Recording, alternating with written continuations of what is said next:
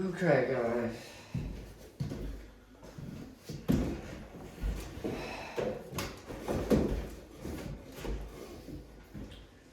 Welcome back to the pod. I'm Andrew Wright. And I'm your country Georgia boy, Jake. And I'm Kisses. And I'm Josiah, and today we kind of wanted to do a special episode to kind of reach out to you guys because you've been super vulnerable with us in the comments, sending us emails, just telling us like what you've been struggling with. And we wanted to take time to respond to you guys and kind of tell you how we've dealt with these issues and give you some practical steps to, move forward. Yeah, just to reiterate what Josiah said, y'all have been very clear in the comments with things y'all have been struggling with, whether it be, loneliness, depression, anxiety, whatever, y'all have been very clear in the comments that y'all need practical ways to deal with those, and that's what we want to come on here and talk to y'all about. Also, a lot of these standards and pressure put upon us is a product of today's society and social media as well. And we're always put in a place of pressure nowadays. But there are ways we can help that. And one of the ways I like most is by being with people I love and spending time with people who I hold close to me. And I try to drown all the outside nonsense out and try to ignore it as best I can, which is hard. But if you can minimize it, life becomes a lot easier and it's easier to find peace within yourself. You're focusing on what really matters. Right. A lot of you in the comments have been ladies, and I figured that I should come on to speak to y'all. I understand that a lot of you are struggling with your mental health, and society puts a lot of pressure on women, how you look, how you dress, how your hair looks, and I think that we're just trying to give you just simple ways that may not be too hard to try to motivate yourself and try to drown out all that pressure. Yeah, and a way that has helped me in the past with depression and anxiety is just going outside. Me personally, I've been in that episode where, I've been mindlessly scrolling on my phone or just, all the time inside and on devices. And at the end of the day, I feel like I wasn't productive. I wake up late, scroll on my phone for, 4 or 5 hours a day, and then go to bed, probably scroll on my phone to go to sleep too. And I just feel unproductive and feel like I haven't done anything with my day. And that in and of itself has put me in the sad state of mind, So what I like to do is go outside. I live on a farm, so I have chores that I have to do outside anyway, which gives me a sense of responsibility and just helps me, I don't know, how would I say it? It kind of gives you like a purpose. Right. Gives you more motivation. Gives me more motivation, gives me a purpose, and it's nice to actually live in life and not watch other people live it through a screen. And I think breaking the cycle of that, it can be hard. It's very addictive to scrolling your phone and just being on a device all day, but that's not productive. And it is discipline. It can be discipline, but in the end, I think it pays off. It paid off for me. Yeah. So some of us, I don't really live on a farm. How would you say steps that say you're not on a farm?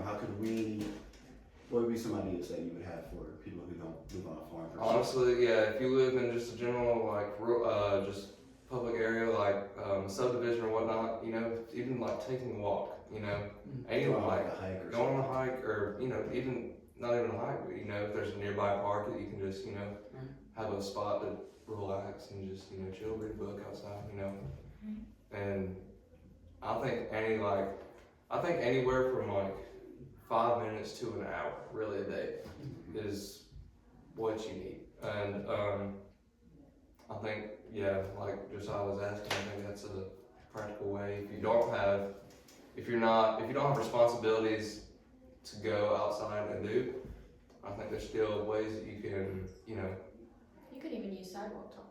Exactly. It's going to be different for everyone because everyone has different responsibilities and the amount of time they have on hand to go outside and, you know, give time to themselves. But it's being purposeful with your time instead of just letting it kind of wash by. Kind of go along with, you know, being purposeful as I think you got to be purposeful with money. Like for me, I kind of struggle economically. Like I like to hoard, man. I want my success. I sometimes view as like the amount of money I have in my bank account, like how much I have saved up. So for me, I've kind of had to come to terms with being like, it's okay to spend money on myself. It's okay to go hang out with friends and just spend some money, even if I'm not like getting necessarily like a bunch in return. I'm having that time with my friends and family, and I'm enjoying my time instead of just grinding, just going to work, coming home, eating, going to sleep. It kind of breaks that cycle and puts you in like a positive headspace where you're not stuck. You don't feel like you're stuck in that kind of that for me that definitely helps relieve stress. I think that there are also online resources that you can look towards. Like we talked about a minute ago, you know, you probably shouldn't spend all of your time on your phone because it can make you feel very sluggish and as if you're like trapped in that. But there are definitely a lot of online resources that you can look for, like therapy and, you know, just seminars you can read on how to better yourself. A little bit of like self-help stuff. Right. Yeah. You know, you just gotta be purposeful with. If you're really struggling with something, you gotta be okay taking that time to work through it and not just live stuck in it. Right. Jake, you have anything to say? Well, another thing to go along with being purposeful and finding purpose in what you do is you should set goals. Yes, you should set big goals, but even if it's small goals, I feel like that helps me a lot. Even if it's something as simple as, you know, cleaning your room, taking out the trash, running errands. I mean, it doesn't even have to be that, but I find that helps me when I can kind of plan it out and see what I have to do. And it keeps me from stressing, but it also gives me something to look forward to. Well, I also think that you should do at least one thing you enjoy personally a day. Right. So, like, if you enjoy writing, you can write, or playing your instrument. Just do something that makes you feel like you. Something like a hobby or something. Right. Yeah. That's gonna be different for everybody. Oh yeah. I know for me, I have weird hobbies. I like making knives. I like reading. But not everyone likes reading. He doesn't read. He can't read. I like Lego Star Wars.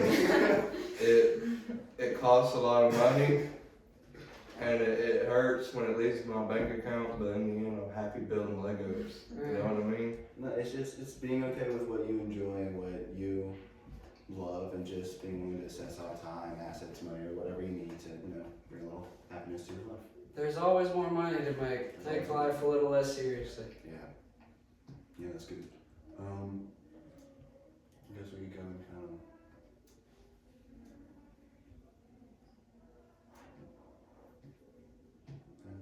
I guess kind of the last thing would be like a political polarization in like current American culture, because we've kind of split very wide left and right wing, and there's a big gap. We're very diverse. We've Right. lost the middle ground. Mm-hmm. And I think that's what contributes a lot to, I mean, not just Gen Z, but Gen Z in this case, but just all over the world. And it's not great because I think for a lot of times it's hard to have a conversation, or it can be hard to have a conversation with someone when your political views or your religious views are so different. Because let's be fair, not every Democrat, not every